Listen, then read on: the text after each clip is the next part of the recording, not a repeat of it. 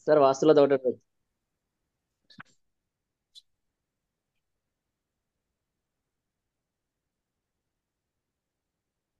ఈరోజు మనకి జాతక పారిజాతంలో పేజ్ నెంబర్ 40.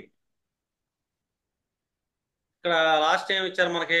గ్రహములు పూర్ణ బలవంతులకు వేళలు అని ఇచ్చారు టైటిల్ వచ్చి. ఇది మనకి చాలా ఇంపార్టెంట్ టాపిక్ వాస్తవం చెప్పాలంటే. ఇది ప్రిడిక్షన్ కి చాలా అవసరం మనకి. అంటే ఒక్కొక్క గ్రహం ఎక్కడ బలంగా ఉంది, ఏముందని చెప్పి ఉంటుంది. మీకు పారిజాతం ఉన్న వాళ్ళు ఫోటో తీసి గ్రూప్ లో పెట్టండి, అది లేని వాళ్ళు చదువుకుంటారు. ఇప్పుడు రవి ఏ ఏ వేళ పూర్ణ బలవంతుడు అవుతున్నాడు అని చెప్పి మనం చూడొచ్చు. ఒకటి, రవి తన ఉచ్చ స్థానంలో ఉన్నప్పుడు బలంగా ఉంటాడు అని. మనకేంటంటే మేష రాశి రవికి ఉచ్చ స్థితి. అంటే రవి మేషంలో స్థితి పొందాడు, బాగా పరిపూర్ణంగా బలవంతుడు అవుతాడు అని చెప్పొచ్చు. ఇక్కడ ఏంటంటే పరిపూర్ణ బలవంతుడు అని ఇచ్చారు మనకి, అంటే కంప్లీట్ స్ట్రాంగ్ పర్సన్ అని. లేదు, రవి సింహరాశిలో స్వక్షేత్రంలో కూర్చున్నాడు అనుకోండి, అతను మళ్ళీ బలవంతుడిగానే ఉన్నాడు అని. స్వక్షేత్రమే కాదు, ఫస్ట్ 10 డిగ్రీస్ లో కూర్చున్నాడు రవి స్వక్షేత్రంలో, అంటే మకా 3 పాదాల వరకు కూర్చుంటే ఏంటంటే సొంత ద్రేకాణం కూడా పడుతుంది మనకి రవిది. అప్పుడు కూడా రవి ఉచ్చ స్థితిని, అది సొంత ద్రేకంలోకి వచ్చింటే మళ్ళీ బలవంతుడండి. ఇప్పుడు రవి ఎప్పుడైనా స్వక్షేత్రంలో కూర్చున్నాడు ఇన్ కేసు, అర్థమైందండి, అది మకా 1లో కూర్చున్నాడు అనుకోండి, మనకు నవాంశం ఏమైతే అంటే మళ్ళీ మేషం పడుతుందండి. అంటే నవాంశలో కూడా ఉచ్చ స్థితిలో ఉన్నట్టే. ద్రేకాణంలో మళ్ళీ సొంత సింహరాశిలో ఉన్నట్టయితే, జన్మరాశిలో మకా 1లో రవి కూర్చుంటే ఇన్ కేసు, ద్రేకాణం కూడా అదే పడుతుంది, అంటే సొంత ద్రేకాణం ఉన్నట్టు బలవంతుడు. ఒకటో పాదం ఇన్ కేసు అయితే గనక నవాంశలో కూడా ఉచ్చ స్థితిలో కూర్చున్నట్టయింది, మళ్ళీ బలం పెరిగే అవకాశం ఉంటుంది. ఇంకా తన సొంత హోరా పడింది అనుకోండి, సొంత హోరా అనుకోండి, మనకి శరీరాశుల్లో చూసుకుంటే 15 డిగ్రీలు ఫస్ట్ చంద్రుడు, తర్వాత 15 బేసి, అంటే సూర్యుడు హోరా పడుతుంది. ఈసారి బేసి రాశి పడింది అనుకో, ఫస్ట్ 15 సూర్యుడు, నెక్స్ట్ 15 చంద్రుడు పడే అవకాశం ఉంటుంది. అప్పుడు ఫస్ట్ లో పడటం వల్ల సొంత హోరా అయ్యే అవకాశం కూడా ఉంటుంది, సొంత నవాంశం అవుతుంది. ఇన్ కేసు అది యాక్చువల్గా అంటే దక్షిణాయనం అనుకుంటాము మనకి సింహరాశి వచ్చేసరికి. అదే మేషంలో పడితే ఉత్తరాయణంలో ఉంటుంది. అంటే రవి ఉత్తరాయణ సంచారంలో కూర్చున్నప్పుడు కానీ ఇదంతా ఏంటంటే రవి పరిపూర్ణంగా బలవంతుడు, ఎక్కువ ఫలితాలు ఇస్తాడు తన భావానికి సంబంధించి అని. అది మంచిగా చెడుగానే అవ్వచ్చు, కానీ అతను బలవంతుడు. రెండు, దినం మధ్యమందు, అంటే మనకి ఆ డేలో మిట్ట మధ్యాహ్నం టైంలో కూడా అతను బలవంతుడు. సూర్యుడు మిట్ట మధ్యాహ్నం లెక్కేస్తున్నాం అనుకోండి, డిఫాల్ట్గా ఏంటంటే మనకి దశమ భావంలో కనెక్షన్ అయ్యే ఛాన్స్ ఉంటుంది. దశమ భావంలో మనకి ఏంటంటే రవి ఎప్పుడు బలంగా ఉంటాడు, 10th హౌస్, దిగ్బలం అంటుందండి. ఇంకా మిత్రుడి యొక్క అంశంలో కూర్చున్నా కూడా రవి బలవంతుడే. ఇంకా రవి బలవంతుడు ఎప్పుడు ఏంటంటే అప్పుడే మనకేంటంటే మకర సంక్రమణ అంటాం, రాశి ప్రవేశ కాలాన్ని మనం ఏంటంటే మాస సంక్రమణం అంటాం. ఆ సంక్రమణ సమయంలో కూడా రవి బలవంతుడు. సంక్రమణ సమయం అంటే ఆల్మోస్ట్ ఏంటంటే ఏ రాశిలో అయినా సరే ఫస్ట్ పాదంలోనే ఉంటాడు రవి. ఆ రాశి ఎంట్రన్స్ లో వచ్చే పాదంలో రవి సంచారం జరుగుతుంది అని, అది సంక్రమణ కాలం. అంటే ఇక్కడ ఉన్నంతసేపు ఏంటంటే రవి పరిపూర్ణమైన బలవంతుడు కాబట్టి తన కారకత్వాలు ఏ అయినా సరే, ఒకటి గ్రహ కారకత్వాలు బలంగా ఉంటాయి, రెండోది ఏంటంటే ఆ రవి ఏ భావానికి సంబంధించాడు వాళ్ళ లగ్నాత్తు, వాటికి సంబంధించిన కారకత్వాలు కూడా బలంగా ఇస్తుంటాడు రవి అని చెప్పేసి మనం అబ్జర్వ్ చేయాలి. ఎందుకంటే ఈ బలాలు అనేది చాలా ఇంపార్టెంట్. ఇంకా చంద్రుడికి మనకేమి ఇచ్చారంటే వృషభం, కర్కాటకం, ఈ రెండిట్లో కూర్చున్నాడు అనుకోండి చంద్రుడు. ఒకటేమో ఉచ్చ స్థితి, ఇంకోటేమో స్వస్థితి, అంటే సొంత రాశి. వీటిలో బలవంతుడు. రెండు, తన వారంలో చంద్రుడు బలవంతుడు అని. తన వారం ఏముంది మనకి? సోమవారం. అలాగే సొంత ద్రేకాణం, సొంత హోర, సొంత హోర అంటే కర్కాటకం వస్తుంది మనకి. మనకు హోరాలో రెండే హోరాలు వెళ్తాయి. ఒకటేమో కర్కాటకం వెళ్తుంది, రెండు సింహం వెళ్తుంది. చంద్రుడు కర్కాటకంలో ఉన్నంత బలవంతుడు, సొంత నవాంశంలో బలవంతుడే. ఇప్పుడు రాస్యాంత బాగలేందు కూడా ఇతను బలవంతుడు అని చెప్పారు మనకి. యాక్చువల్గా చూసుకున్నాం అనుకోండి, రాశి అంత్య భాగాల్లో ఒకసారి చంద్రుడు క్షీణం అని చెప్తారు. ఇక్కడ జాతక జాతంలో ఏంటంటే మనకి రాశి అంత్య భాగంలో ఈయన బలవంతుడిగా చెప్పారు వీళ్ళు. ఇంకా శుభగ్రహ వీక్షణ పొందినప్పుడు అని. శుభగ్రహాలు మనం రెండు రకాలు చూసుకుంటాం. న్యాచురల్ శుభగ్రహాలు చూసుకున్నాం అనుకోండి, ఈ గురువు, శుక్రుడు న్యాచురల్ శుభగ్రహాలు. బుధుడు కూడా ఏ గ్రహ ప్రభావంలో లేకపోతే అతను శుభుడుగా అన్నమాట. శుభగ్రహ వీక్షణ అని చెప్పారు ఇక్కడ మనకి. మనకేంటంటే ఎప్పుడైనా సరే చూసుకుంటే మనం సప్తమ దృష్టి ఎప్పుడైనా అపోజిషన్ చేస్తుంది. గ్రహ యుద్ధానికి తెరలేపిద్ది సప్తమ దృష్టి గ్రహాల్ని. గ్రహ యుద్ధానికి తెరలేపేటప్పుడు అది శుభగ్రహ వీక్షణ అవ్వదు. గురుడైనా సరే సప్తమ దృష్టి ఇచ్చాడంటే గ్రహ యుద్ధానికి తను దిగాడు అని. కానీ శుభగ్రహ వీక్షణ అంటే గ్రహాలు శుభవీక్షణగా తీసుకోవాలి మనం ఇక్కడ. ఏ గ్రహమైనా సరే తన పంచమ దృష్టి ఇచ్చింది అనుకోండి చంద్రుడి మీద, అది శుభవీక్షణ కింద తీసుకుంటాం మనం. లేదు చంద్రుడితో కలిశారు అశుభ గ్రహాలు అయినాయి అనుకోండి, అది ఇక అశుభ గ్రహ సంబంధం ఏర్పడింది అని తీసుకోవాలి మనం. ఇక్కడ చదివేటప్పుడు అర్థం చేసుకోండి. శుభగ్రహ వీక్షణ అనగానే మనకి శుభగ్రహాలు చూడాలి అనుకుంటాం. శుభగ్రహాల్లో గురుడిది ఒక్కటే పంచమనామం దృష్టిలో శుభవీక్షణలో. ఇన్ కేసు బుధుడిది సప్తమ దృష్టి శుభవీక్షణ కిందకి లెక్క రాదు మనకి. శుక్రుడు కూడా సప్తమ దృష్టి అయితే శుభవీక్షణ కిందకి రాదు. వీళ్ళిద్దరు ఏంటంటే ఆల్మోస్ట్ చంద్రుడు బాధ పెట్టేవాళ్ళే. నిన్న మాట్లాడుకున్నాం కదా క్లాసులో, బుధుని వల్ల చంద్రుడు బాధపడతాడు, గురుని వల్ల చంద్రుడు బాధపడతాడు అని, వేధించబడతాడని. నిన్న గ్రహాలు వేదా గ్రహాలు చెప్పాం. గురుడు చంద్రుడు సంసప్తకం పడితే గురుడు వల్ల చంద్రుడు వేదన అనుభవిస్తాడు అని. అలాగే బుధుడు వల్ల కూడా చంద్రుడు వేదన అనుభవిస్తాడని. ఎప్పుడు అనుభవిస్తారంటే గ్రహ యుద్ధం అంటే సంసప్తమ దృష్టితో. ఇప్పుడు గురుడు శుభగ్రహం కదా మనకి, చంద్రుడు బుధుడు కూడా శుభగ్రహంగా తీసుకుంటాం. లేదు సంసప్తకంలో చంద్ర శుక్రులు పడితే శుక్రుడు వేధించబడతాడు నిన్న చెప్పిన క్లాసులో. అంటే ఏంటి, గ్రహ యుద్ధం జరుగుతుంది అని.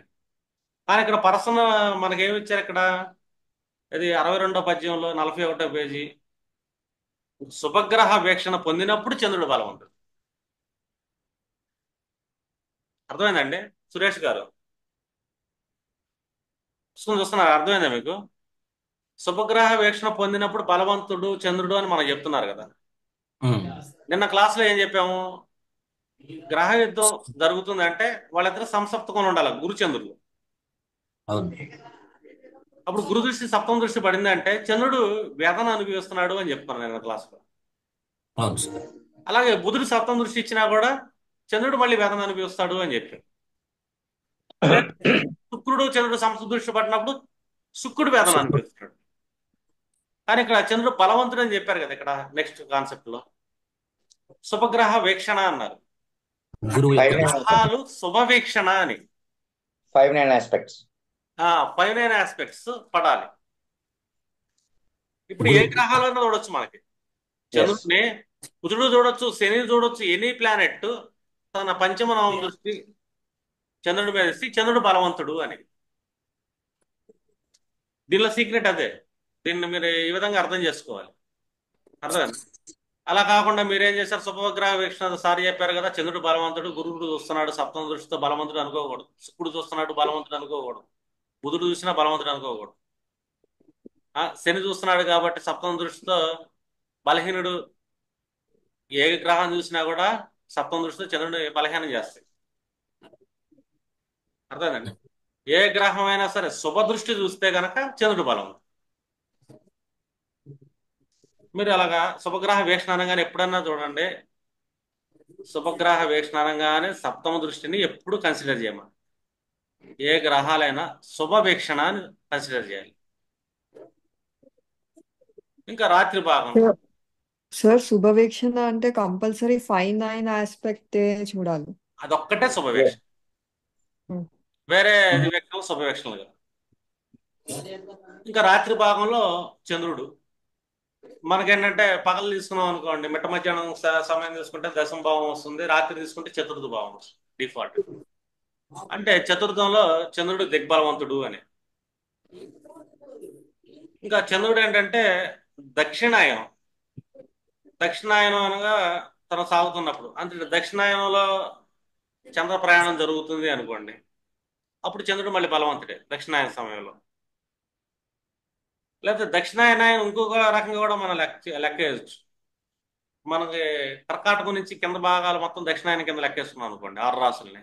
పైన 6 రాసులు ఉత్తరాయణం అనుకోండి, కింద రాసుల్లో చంద్రుడు మళ్ళీ బలవంతుడు అవుతాడు అని. జూలై వెన్నెల టు కూడా ఎక్కువ ఉంటుంది ఆ టైము. ఇన్ కేసు నేర్చుకుంటే దక్షిణాయనం నో ప్రాబ్లం, బలవంతుడే. వెన్నెల కూడా ఎక్కువగా ఉంటుంది దక్షిణాయనం. ఆ చీకటి ఎక్కువ ఉంటే చంద్రుడు బలవంతుడే కదా. అంటే అది జూలై టు డిసెంబర్ సార్. ఆ. ఇంకా పరిపూర్ణమైన కళలు, ఇక చంద్ర కళలు ఉంటాయి, ఆ కళల గురించి తర్వాత మాట్లాడుకుందాం. పరిపూర్ణమైన కళలో మనం లెక్కేసుకున్నాం అనుకోండి, చంద్రుడు బలవంతుడు. మనకి పూర్ణ కళలో వచ్చేదలికేమో శుక్లపక్షం, క్షీణ కళలో వచ్చేదలికేమో చంద్రుడు 30 కళలు లెక్కేసుకున్నాం అనుకోండి, 15 కళలో శుక్లపక్షం ఉంటది కాబట్టి అతను బలవంతుడు అక్కడ.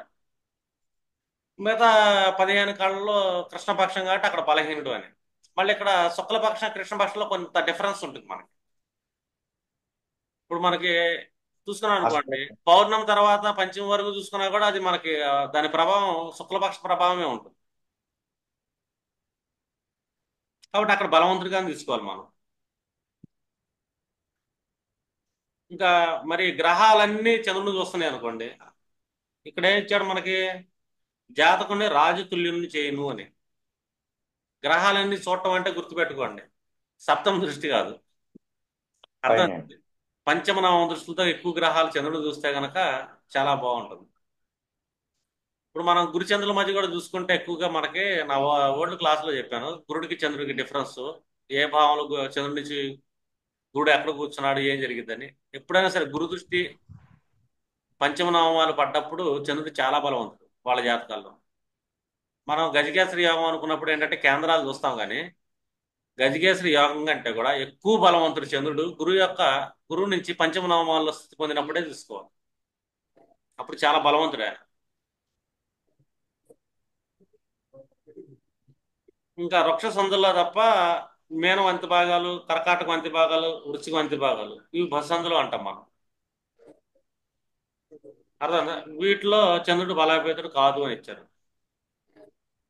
మేనం మేనం అనగా మన ఏంటంటే అది రాశి గండం అంటాం కదా, మనకు బుద్ధుడు ఎండ్ అయిపోయి గండంత రాశి స్టార్ట్ అవుతాడు. అందులో అంత్య భాగాలు ఇచ్చాడు మనకి. మేనం అంటే బుధుడి యొక్క 4వ పాదంలో నక్షత్రాలు ఇవన్నీ. మేనం, కర్కాటకం, వృశ్చికం. అంటే ఆశ్లేష 4వ పాదంలో చంద్రుడు బలవంతుడు కాదు, జ్యేష్ఠ 4 బలవంతుడు కాదు, రేవతి 4 బలవంతుడు కాదు. అర్థమైందా? అంటే జలరాశిలో అంతిమ పాదం, బలహీనుడుగా ఉంటాడు అని. 9th పాదం, లాస్ట్ పాదాలు రేవతి, ఆశ్లేష, జ్యేష్ఠ. అంటే బుధ నక్షత్రాల యొక్క లాస్ట్ పాదం, 4th పాదం అనేది చంద్రుడు బలవంతుడు కాలేడు ఇక్కడ. ఎందుకంటే అతను గండంలోకి వెళ్ళిపోతుంది కాబట్టి నెక్స్ట్ మనం వాటిని ఏంటంటే గండత్రయం అంటాం మనం. ఆ గండత్రయంలో చంద్రుడు బలవంతుడు కాదు అని. ఇదేంటంటే మీరు చంద్రబలాన్ని ఎప్పుడు చెక్ చేయండి, ఒక జాతకంలో చెక్ చేసుకునేటప్పుడు వాళ్ళ చంద్రుడు ఎప్పుడైతే పీడించబడుతున్నాడు గ్రహాల వల్ల, ఆ లైఫ్లో ఆ పర్సన్ ఏంటంటే ఏ విధమైన సుఖాన్ని అనుభవించలేడు అని. చంద్రుడు సుఖప్రదాత. మనకి శుక్రుడు సంతోషాన్ని ఇస్తాడు, చంద్రుడు సుఖాన్ని ఇస్తాడు. ఏ పర్సన్ కన్నా మొట్టమొదటి సుఖం తల్లి దగ్గరే దొరికింది. అర్థమైంది? తల్లి ఒళ్ళో దొరికినంత సుఖం పుట్టిన బిడ్డకి ఇంకెక్కడా దొరకదు. తల్లితో గడిపినంతసేపు ఏ పర్సన్ కన్నా సుఖంగానే ఉంటుంది. ఎందుకంటే తల్లి ఇచ్చే ప్రేమ ఏంటంటే వాత్సల్యం అంటుంది దాన్ని. ఆ ప్రేమ మళ్ళీ ఎక్కడా దొరకదు మనకి. ఏ ప్రేమ అన్నా క్యాలిక్యులేషన్లో ఉంటుంది. అర్థమైందా? ఎందుకంటే వేరే ప్రేమ మనకి ఎక్కడ దొరికింది చెప్పండి. శుక్రుడు ప్రేమ అనుకోండి, మన ఫ్రెండ్స్ సర్కిల్, రిలేషన్స్ దగ్గర దొరికేది ప్రేమ శుక్రుడు. బుధుడు ప్రేమ ఇదంతా రజోగుణం. ఇప్పుడు శని కుజుల మధ్య ప్రేమ పడుతుంది, అది తమోగుణమైన ప్రేమ. కనిష్ట సోదర వర్గం కానీ ఇంకేమన్నా శ్రామికుల దగ్గర కానీ ఇవి తమోగుణ గ్రహాలు. వీళ్ళు ఏంటంటే మనకేమన్నా ఇస్తారా వీళ్ళు అనే ఒక ఆశ. బుధ శుక్రులు ఏంటంటే బిజినెస్. అంటే ఇక్కడ చూపించేది ప్రేమలు ఒరిజినల్ కాదు. అర్థమైందా?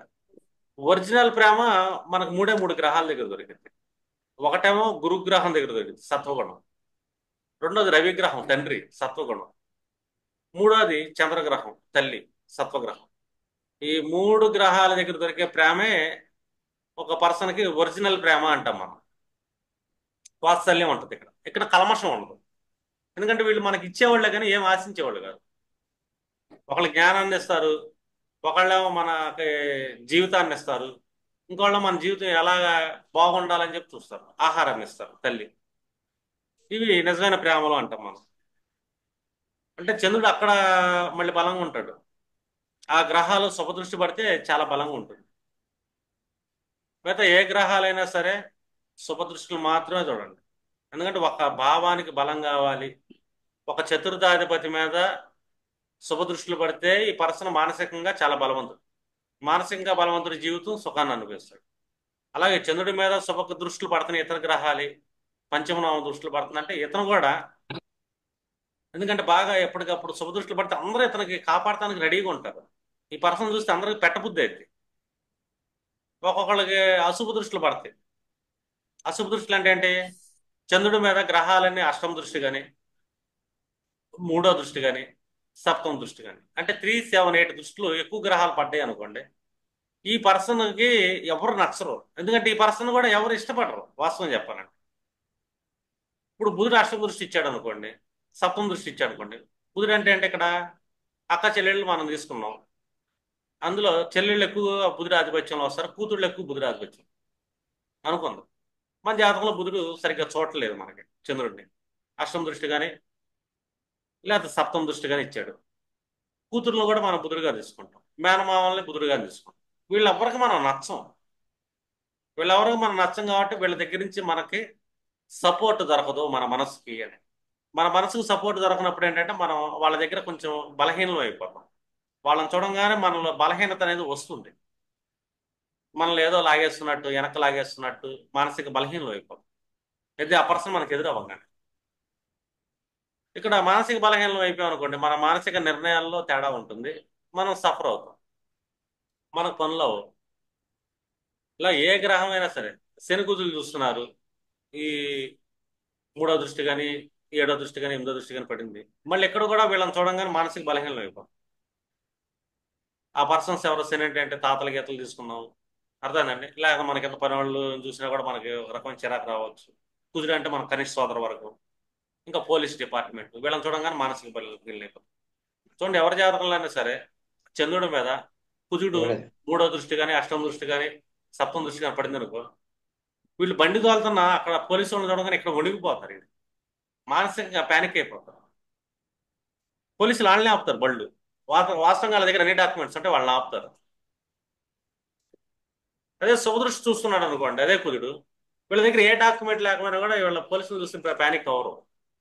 పోలీసులు అంటే కుజుడు అనుకున్నాం, ప్యానిక్ అవ్వరు. వాళ్ళ ముందు దర్జాగా వెళ్ళిపోతారు. వాళ్ళు వీళ్ళని ఆపలేని కూడా ఆపలేరు. ఎందుకంటే కుజుడు యొక్క శుభదృష్టి వీళ్ళ మీద పడింది. వీళ్ళు దొంగ బండి వేసుకెళ్ళిపోయినా సరే వీళ్ళ బండిని ఆపరాడు. రీజన్ ఏంటంటే శుభదృష్టి పడుతుంది కదా.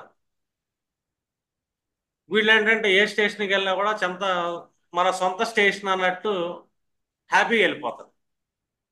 వాళ్ళు రౌడీ షీటర్లు అవ్వచ్చు, ఇంకేదైనా అవ్వచ్చు, ఎన్ని తప్పులు పనులు చేసినా కూడా స్టేషన్ తన సొంత ఇల్లులాగా వెళ్తాడు. ఎందుకంటే ఈ కుజుడు అనేది తన పంచమ దృష్టి, నవమ దృష్టి జాతకంలో ఇచ్చాడు కాబట్టి వీళ్ళు ఏంటంటే ఈ పర్సన్కి అన్ని అవసరాలు తెస్తారు. సొంత మనిషిలా ఫీల్ అవుతాడు. రౌడీ షీటర్ అవ్వచ్చు, దొంగ అవ్వచ్చు, ఏదన్నా అవ్వచ్చు, కానీ ఈ డిపార్ట్మెంట్ వాళ్ళు వీళ్ళకి ఆటోమేటిక్గా ఇదైపోతుంది. ఎందుకంటే అతని జాతక బలం అది. ఒక పర్సన్ చాలా మంచోడు, సద్గుణవంతుడు, అన్ని గుణాలు అన్ని చోట్ల బాగుంది, కానీ ఒక్క కుజుడి యొక్క దృష్టి సరిగ్గా బాగాలేదు ఇతని మీద. సప్తమ దృష్టి కానీ అష్టమ దృష్టి కానీ పడుతుంది. ఇది కుజుడికి. ఇలా తృతీయ దృష్టి పడింది. తృతీయ దృష్టి కంటే కూడా సప్తమం అష్టమం అనేది కుజుడి యొక్క పూర్ణ దృష్టి చంద్రుడి మీద పడింది. వీళ్ళు స్టేషన్ చూడంగానే వీళ్ళ తప్పు లేకపోయినా కూడా వీళ్ళు ఏంటంటే వణిగిపోతారు, ప్యానిక్ అయిపోతారు, అన్కంఫర్ట్గా ఫీల్ అవుతుంటారు. వీళ్ళు చిరాకు వస్తూ ఉంటుంది పోలీసు వాళ్ళు చూడగానే. అదే వాళ్ళు చూస్తే భయం వేస్తుంది కూడా. ఇదంతా ఎందుకు జరుగుతుందో పర్సన్ కంటే వాళ్ళ చంద్రుడి మీద కానీ, లేదు వాళ్ళ ఫోర్త్ లార్డ్ వాళ్ళ మనస్సు మీద కానీ, లేదా వాళ్ళ యొక్క తిథి లార్డ్ కూడా అవ్వచ్చు. తిథి అనగానే వాళ్ళు పలానా తిథిలో పుట్టారు కాబట్టి ఆ తిథి లార్డ్ జలతత్వం, వీళ్ళ మనస్సు కూడా తీసుకుంటాం కాబట్టి మనం ఈ మూడు లార్డ్స్ మీద కుజుడు యొక్క సప్తమ దృష్టి అష్టమ దృష్టి పడితే వీళ్ళు పోలీస్ డిపార్ట్మెంట్ వాళ్ళని చూస్తే భయపడతారు. లేదు సూర్యుడు చూస్తున్నాడు అనుకోండి, అధికారులను చూసినా, ఎమ్మెల్యేలను చూసినా, గవర్నమెంట్ ఆఫీసర్లు చూసినా కూడా భయపడతారు. రీజన్ ఏంటంటే వాళ్ళ మనస్సు అనేది చాలా ఇంపార్టెంట్. ఒక జాతక చక్రం చూసేటప్పుడు ఎప్పుడైనా సరే మీరు వాళ్ళు ఎంత మానసికంగా బలవంతులు, మానసికంగా బలహీనులు, వీళ్ళని చూస్తే పట్టబుద్ధి అయింది, ఒకళ్ళని చూస్తే పెట్టబుద్ధి అయింది. ఈ సామెత మీరేనే ఉంటారు. ఒకడు చూస్తే పెట్టబుద్ధి అవుతుంది, వాడు దుర్మార్గుడేనా అంటే వాడి చంద్రుడికి గ్రహాలన్నీ పంచమనామ దృష్టిలు ఇస్తున్నాయి అంతే. మీకు ఇద్దరు పిల్లలు ఉండారు, ఒక పిల్లోడిని డైలీ కొడతారు, ఒకడిని అసలు కొట్టరు అనుకుందాం. అదేనండి, ఒకళ్ళు కొడుతున్నాం ఒకళ్ళు కొట్టట్లేదంటే వాళ్ళ చంద్రుడి మీద నైన్త్ లార్డు అష్టమ దృష్టి ఇచ్చాడా, ఫోర్త్ లార్డు అష్టమ దృష్టి ఇచ్చాడా, సప్తమ దృష్టి ఇచ్చాడా చూడండి. తల్లి కూడా కొట్టింది, ఇద్దరు పిల్లలు ఒకని బాగా కొట్టింది ఒకని కొట్టదంటే కారణం ఏంటంటే ఈ ఫోర్త్ లార్డు చంద్రుడి మీద ఎలాంటి దృష్టి ఇచ్చాడు అన్నది ఇంపార్టెంట్. అర్థమైందండి? ఫోర్త్ లార్డ్ చంద్రుడి మీద చెడు దృష్టి ఇచ్చాడు అనుకోండి, తల్లి కొట్టేసింది, ఇలా తండ్రి కొడతాడు. ఇప్పుడు ఒక క్లాసులో గురువు అందరిని తిడుతున్నాడు, అందరిని తిట్టడం ఒకరిని బాగా తిడతాడు, ఒకరిని తిడుతున్నాడు, ఒకరిని నచ్చట్లేదు గురువు కంటే నైన్త్ లార్డు లేకపోతే గురువే ఆ చంద్రుడి మీద అశుభ దృష్టి ఇచ్చాడు, సప్తమ అష్టమ దృష్టి. ఆ పర్సన్ ఎదురు రావగానే గురువుకి ఒక అన్కంఫర్ట్నెస్ ఫీల్ అవుతాడు, అని చూస్తే తిట్టబుద్ధేది, నిజంగా తిట్టబుద్ధేది. వాళ్ళు ఏమనుకుంటారు, ఈయన నన్ను కావాలని చేస్తున్నాడు అనుకుంటారు. ఇవి ఆయన చేయడు కావాలని. ఈ పర్సన్ ఎదురవటం వల్ల ఇతని ఆరా, ఇతని జాతక బలం ఏంటంటే అతనికి అపోజిషన్ చేస్తుంది.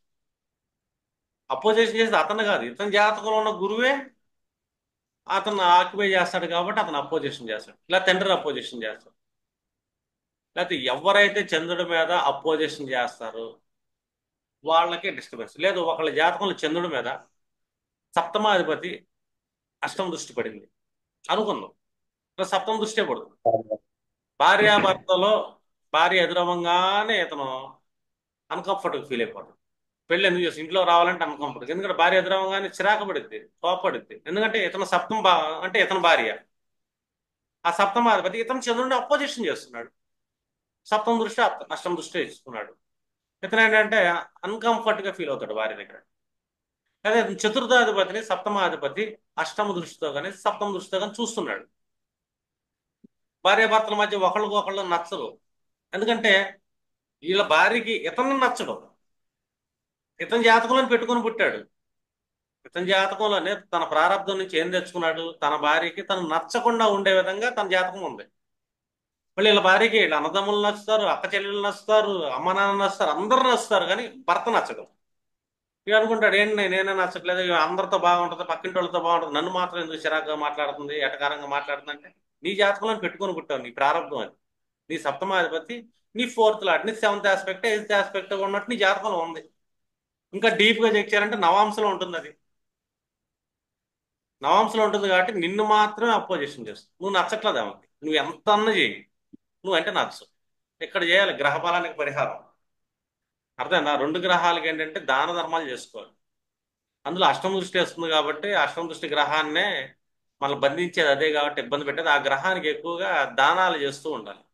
రెండోది మౌనంగా ఉండాలి, ఎందుకంటే ఇతని జాతకంలో పెట్టుకొని పుట్టాడు కాబట్టి బతికినన్నాళ్ళు ఆమె ఈయన చూడంగానే చదువుతుంది కాబట్టి భార్యకి కొంచెం ఎక్కువగా కనపడకుండా, అర్థమైందా, డే మొత్తం కనపడకుండా అప్పుడప్పుడు కనపడతా ఉండాలి. అంటే పొద్దున్న లేసి బయటికి వెళ్ళిపోవాలి, ఎప్పుడూ రావాలి, అర్థమైందా, అవసరాలు తీరుస్తూ ఉండాలి, ఎక్కువ మాట్లాడకూడదు. ఆమె ఏమైనా చెప్పింది అనుకో, నో అని చెప్పకుండా ఓకే అనాలి. ఇయే రెమెడీస్ అయ్యి, ఎందుకంటే ఫోర్త్ లార్డ్కి దృష్టి పడింది కాబట్టి. లేదు వాళ్ళ జాతకంలో వాళ్ళ మనసు లార్డ్ కారకత్వం చెల్లుతుంది. సరే, ఇప్పుడు మనం కుజుడిని తీసుకుందాం అనుకోండి. కుజగ్రహం తీసుకుంటే కుజుడు కూడా సేమ్ ఇంతే, అది సొంత నవాంశ, సొంత ద్రేకాణం, తన మంగళవారం పూట కుజుడు బలవంతుడు అని. ఇంకా కుజుడు ఎక్కడ బలవంతుడు ఇచ్చాడు, మేనం వృచ్చికం ఇచ్చాడు, మేషం, మకర కుంభరాశులు, వీటన్నిటిలో కుజుడు బలవంతుడే. ఇంకా కుజుడు ఏంటంటే మనకి వృషోదయ గ్రహాలు గట్రా రాత్రిపూట బలవంతులు వీళ్ళు. అలాగే కుజుడు వక్రంలో పొందినప్పుడు ఎక్కువ బలవంతుడు. ఎందుకంటే వక్రంలో అశుభ గ్రహాలు చేష్టా బలాన్ని పొందుతాయి. ఇక్కడ ఈ గ్రహాలు ఏంటంటే విపరీతమైన బలాన్ని కలిగి ఉంటాయి అని. ఇంకా దక్షిణ దిశ రాశులు ఎందుకు సంచరిస్తున్నప్పుడు దక్షిణ దిశ సంచారం అంటే ఏంటి? ఇక్కడ దక్షిణాయనంలో కుజుడు బలవంతుడు అని. లేదు, దక్షిణ దిశ రాశి అంటే దశమ దిగ్బలవంతులు అని. ఎందుకంటే మనకి దక్షిణం తీసుకున్నాం అనుకోండి, 10th హౌస్ తీసుకుంటాం మనం. ఇక్కడ బలవంతుడు మనకి దక్షిణ దిశ రాశుల్లో ఏమేమి ఉండే మనకి 2, 6, 10 వస్తుంది, అంతే కదా.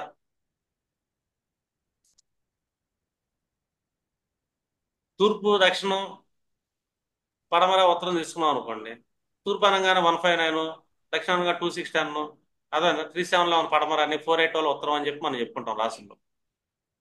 అందులో దక్షిణ దిశ రాశులు అంటే 2, 6, 10లో ఈ కుజుడు బలవంతుడు అని. ఇంకా రాశి ఆరంభాల్లో బలవంతుడు అని ఇచ్చాడు. మనకు రాశిని 3 భాగాలు చేస్తాం ఎప్పుడైనా సరే. రేఖాణం అనేది మనకు మోస్ట్ ఇంపార్టెంట్. ఏ రాశిలో అయినా సరే ఫస్ట్ 10 degrees లో ఉన్నప్పుడు కుజుడు బలవంతుడు. అర్థమైనా? అది మనకి ద్రాకాణం తీసుకుంటే ఏదైనా దేంటైనా తీసుకోండి, ఎనీ డివిజనల్ చార్ట్ లో తీసుకున్నా కూడా ఫస్ట్ 10 degrees లో కుజుడు బలవంతుడే అని. ఇంకా కర్కాటక రాశిలో ఉన్నప్పుడు మహాబలవంతుడు అని ఇచ్చాడు ఈయన. యాక్చువల్గా మనకేంటి, కర్కాటక రాశిలో నీచం. కుజుడు కూర్చుంటే నీచుడు అని చెప్తాం. కానీ ఈ ఒక్క పుస్తకంలో మాత్రం పారిజాతంలో కర్కాటకలో ఉన్నప్పుడు మహాబలవంతుడు అని ఇచ్చాడు. నాకు అదే అర్థం కాలేదు, దాని గురించి కూడా ఆలోచించాలి. ఎందుకంటే ఇది మహర్షి వాక్యాలు కదా. మొండితనం ఎక్కువ ఉంటుంది కదా సార్. మొండితనం అని కాదు, నెగటివ్ నెగటివ్ కుజుడు నీచం అయిపోతాడేమో సార్. నెగిటివ్ కుజుడు నిజం అయ్యేది కాదు. కర్కాటక రాశిలో మహాబలవంతుడు అన్నాడు కదా, చూద్దాం అది దేనికి ఇచ్చుంటాడు అని. అర్థమైంది మేడం? ఇదే కర్కాటక రాశి తీసుకున్నాం అనుకోండి, మనకి ఎప్పుడు బలవంతులు అవుతారు? నీచగ్రహం 3వ భావంలో కూర్చుంటే బలవంతుడు అవుతాడు. 3వ భావం అవుతా అది కర్కాటక రాశి అయితే. అర్థమైందా? 6, 8, 12 భావాలు అవుతా కర్కాటక రాశి అయినా కూడా బలవంతుడే. ఎందుకంటే ఆ భావాల్లో నీచగ్రహం మహాబలవంతులు. అర్థమైందా? గురుడు కూడా నీచపడ్డప్పుడు మనకి 3, 6, 8, 12 భావాలు పడింది అనుకోండి, వీళ్ళు మహాబలవంతులే. అర్థమైందా? ఎందుకంటే మహర్షి ఆ ఉద్దేశంతో ఇచ్చుంటాడు. ఒక నీచగ్రహం మహాబలవంతుడు అన్నాడంటే అతను ఇచ్చిన భావాలు ఏంటన్నది ఇంపార్టెంట్. అవి దుస్థానాలు అయి ఉండాలి. ఓకే, ఇప్పుడు మనం బుధుడిని తీసుకుందాం అనుకోండి. సొంత రాశులు కన్యా, మిథునం బలవంతుడు ఇచ్చారు, బుధవారం కూడా బలవంతుడు ఇచ్చాడు. ఇంకా అన్ని వర్గాలు, షోడశ వర్గాల సొంత రాశుల్లో కూర్చుంటే బలవంతులే. ధనుస్సులో బలవంతుడిని ఇచ్చారు ఇక్కడ యాక్చువల్గా, అది ఒకసారి చూడాలి మనం. రవితో లేనప్పుడు బలవంతుడు అంటే రవి కంజంక్షన్లో లేకుండా డిగ్రీలు పక్క రాశుల్లో కానీ ఆల్మోస్ట్ రవికి ముందున్న గ్రహాలే బలవంతుడు, వెనకాల కంటే కూడా. వెనకాల గ్రహాలు ఎప్పుడైనా సరే అవి రవి వైపు ప్రయాణం చేస్తున్నాయి కాబట్టి, అస్తంగత్వానికి వెళ్తున్నాయి కాబట్టి అవి బలవంతులు కాదు ఎప్పుడైనా. అదొకటి గుర్తుపెట్టుకోండి. రవిని దాటెళ్ళిన గ్రహాలు ఉంటాయి చూసారు ఎప్పుడైనా, అస్తంగత్వాన్ని వీడి ఉదయించినాయి కాబట్టి అవి బలవంతులు అని. ఏ గ్రహమైనా మీరు ఆ విధంగా కన్సిడర్ చేయాలి. రవి క్లోజ్ వస్తున్న గ్రహాలు ఎప్పుడు బలవంతులు కాదు. ఇంకా బుధుడికి ఏంటంటే రాత్రి పగలు 2 బలవంతులే అని చెప్పారు. ఉత్తరాభిముఖ గమనంలో కూడా బలవంతుడు అని. మనం ఏంటంటే ఒకటి ఉత్తరాయణంలో బలవంతుడు తీసుకోవచ్చు. ఇంకా ఉత్తర దిక్కులు ఏంటి మనకి ఇక్కడ 4, 8, 12 కూడా వస్తుంది కదా. యాక్చువల్ 12th లో అతను బలవంతుడు కాదు, ఉత్తరాభిముఖంగా తీసుకెళ్తున్నాడు అంటే ఇది ఒకసారి మనం అభిముఖం చెక్ చేసుకోవాలి ఉత్తరాయణంతో పాటు. లగ్నం కదా సార్, ఏమండి? లగ్నం స్టార్ట్ అవుతుంది కదా. రాశి మధ్య భాగం బలవంతుడు అని మధ్య భాగాలు ఇచ్చాడండి. అంటే మనకి 10 degrees నుంచి 20 degrees మధ్యలో బుధుడు ప్లేస్ చేయడం అనుకోండి బలవంతుడు అని. ఇది ప్రతి రాశిలోను సార్. ప్రతి దాంట్లో అంతే కదా, రాశి మధ్య భాగాలు అంటే అయ్యే కదా మనకి. 10 10 డిగ్రీస్ 30 డిగ్రీస్ చేసామనుకోండి, 10 డిగ్రీస్ నుంచి 20 డిగ్రీస్ మధ్యలో బుధుడు మహాబలవంతుడు అని. 10 to 20. 10 to 20 మధ్యలో.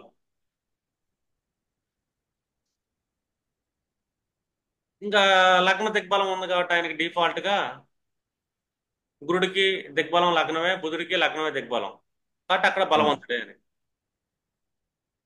బుధుడు మనిషికి ఏమిస్తాడు చెప్పండి? బుధుడు అంటే కుబేరుడే, ఆల్మోస్ట్ డబ్బు ఐశ్వర్యాలను ఇస్తూ ఉంటాడు. బుధుడు అంటే బాడీలో నర్వస్ సిస్టమ్ కాబట్టి మా ఫిజికల్ గా కూడా బుధుడు బలంగా ఉన్నాడంటే వాళ్ళ నర్వస్ సిస్టమ్ బలంగా ఉందంటే ఆ మనిషి వ్యక్తి బలవంతుడే అని. బుధుడు మంచి అందగాడు, తేజవంతుడు, అంటే మంచి గ్రీన్ కలర్ లో ఉంటాడు ఆయన, డార్క్ గ్రీన్. అర్థమైందండి? స్కిన్ చామంతి అంటారు కదా, ఉమ్. వాళ్ళు ఏంటంటే మంచి వర్చస్సు యశస్సు ఉంటుంది అని. యవనవంతుడు కూడానా? ఆ, బలవంతుడు కూడా. సరే, ఇంకా బృహస్పతిది కూడా చూద్దాం సరే, వాళ్ళు ఏమి ఇచ్చారని.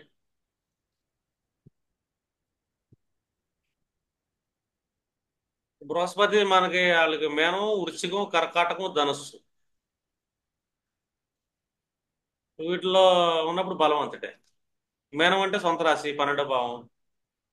వృశ్చికంలో ఇచ్చాడు, అది బలవంతుడు ఎలాగైనా చూద్దాం మళ్ళీ ఒకసారి, ఎందుకంటే అది మనకి కాలచక్రంలో అష్టమ భావం యాక్చువల్గా.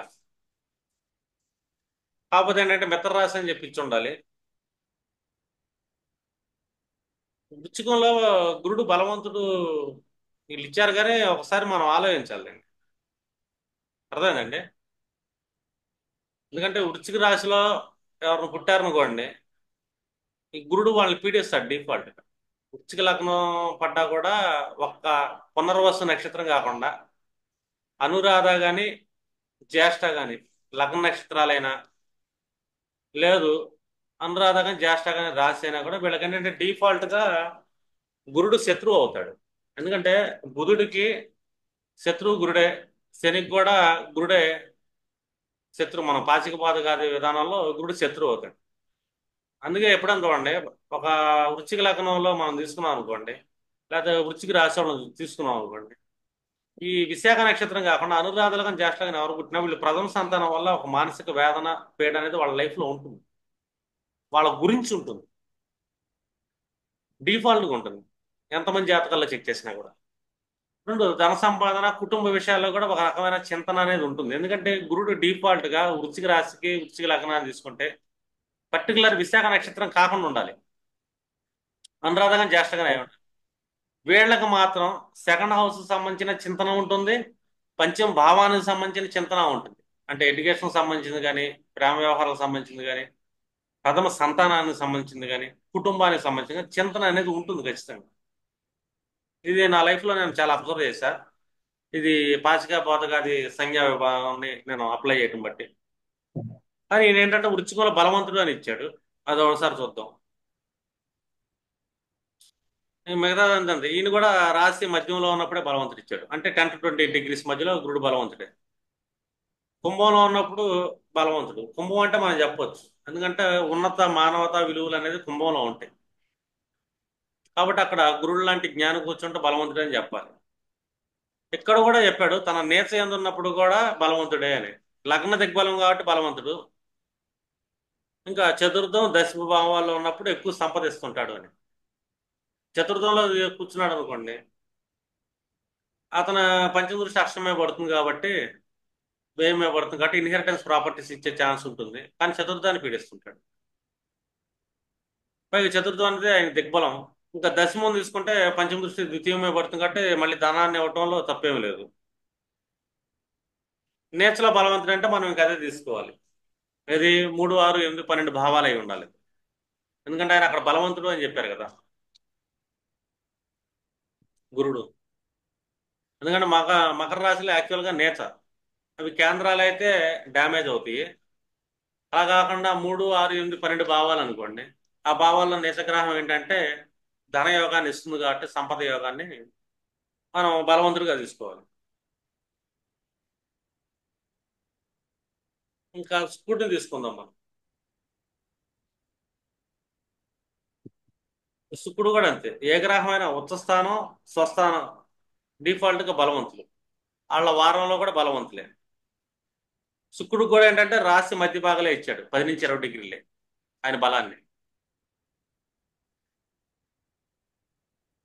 ఇక్కడ చూడండి, మనకి తృతీయ భావం, చతుర్థం, 6, 12 భావాల్లో కూడా ఇతను బలవంతుడిగా చెప్తున్నాడు ఈయన వైద్యనాథుడు జాతక పారిజాతం.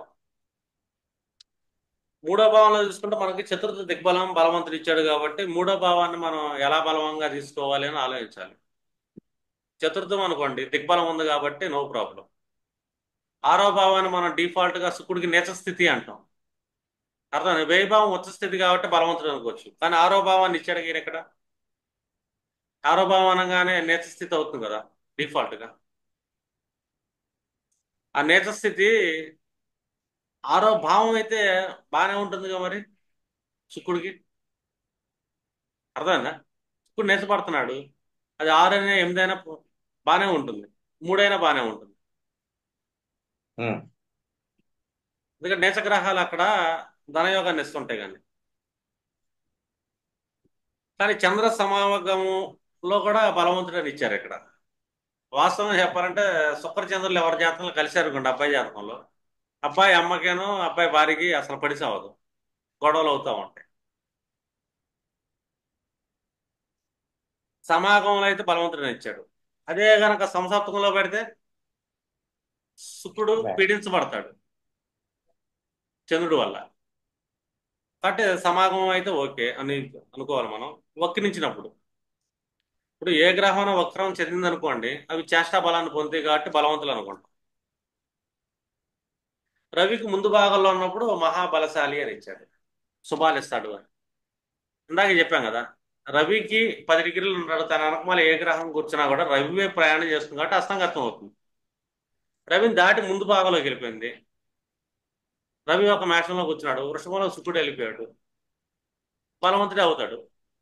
లేకపోతే రవి మేషంలో ఒక 2-3 డిగ్రీల్లో ఉన్నాడు అనుకోండి, శుక్రుడు మనకు మేనంలో ఉచ్చ స్థితిలో ఉండి లాస్ట్ 20 డిగ్రీలు దాటి ఉన్నాడు అనుకోండి, అస్తంగత్వం వైపు వెళ్తున్నాడు కాబట్టి అక్కడ బలహీనుడు అవుతున్నట్టే కదా.